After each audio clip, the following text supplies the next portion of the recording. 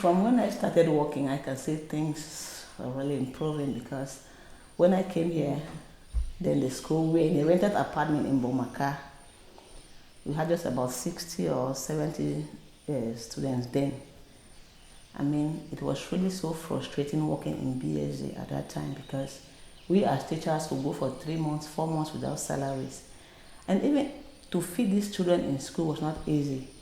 Most often their parents come and complain.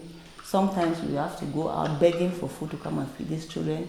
We go to CDC to beg for banana. The parents were complaining, the children were really suffering. Then also we were unable to even pay the rents where we were keeping the students. So most of the time, the landlord would come with lawyers chasing us out. But thanks to Friends of Boya School for the Deaf in America, when Mr. Bibon went there, this NGO was established, and somehow they gave us money. We were able to buy this piece of land you are seeing now. They also aid us in building these beautiful structures you are seeing now. So you can see that from when I came to now, in fact, there's a great change. Things are really improving. The students can now sit comfortably in their classroom because there we had just small rooms. You know, it was a house meant for people staying, not as school, you know. But now they are comfortable. They have a playground. They have everything. So there's much improvement.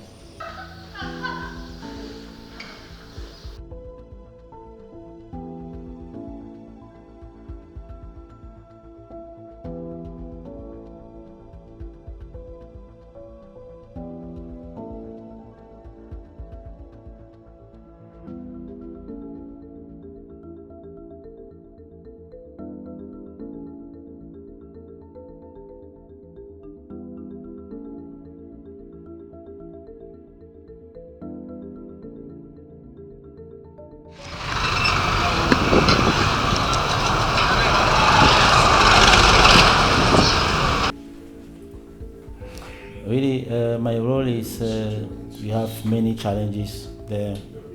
You know, deaf education have a lot of a long way to go. Why that? Because really, our government is not focused on that.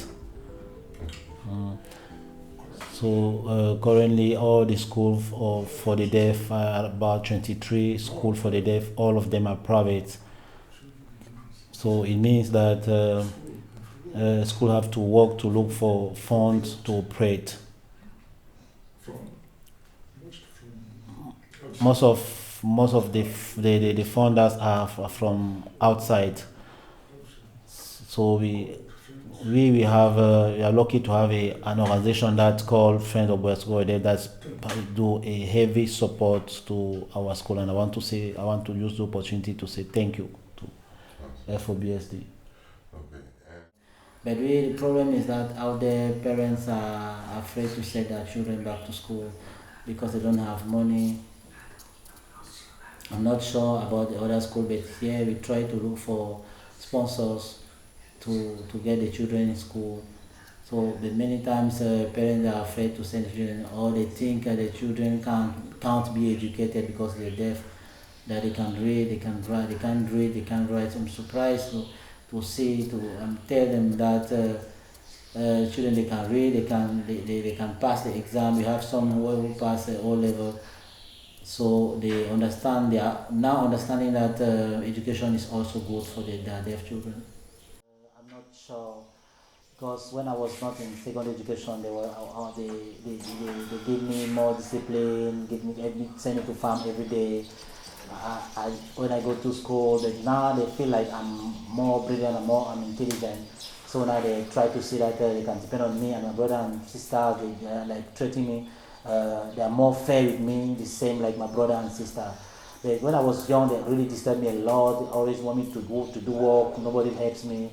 So I think now they respect me more. Because it is really so frustrating seeing a child coming to school with nothing. Even their uniforms, sometimes their uniform, the buttons are not even there. We torn uniforms, but they come to school. And when they come, they see some few who are from better homes. You see that they cannot even study. Most of the time, they'll tell you they want to go back home. So that is really a big problem. And some cannot even pay the school fees.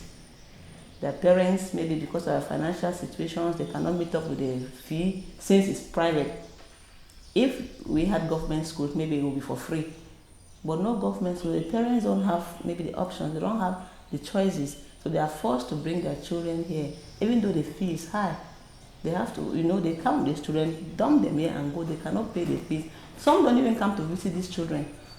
So you see the children, sometimes they cannot even learn, even if they want to. Seeing others are fine and you are, they cannot really learn. They need to do more. First of all, in Cameroon here, there is no school for the deaf sponsored by the government. None at all. If Mr. Bibum did not come up with this initiative, deaf children could have been just like that. Yes.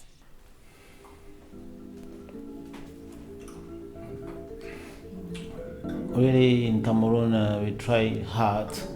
No, really, in Cameroon, they are not have the culture of giving.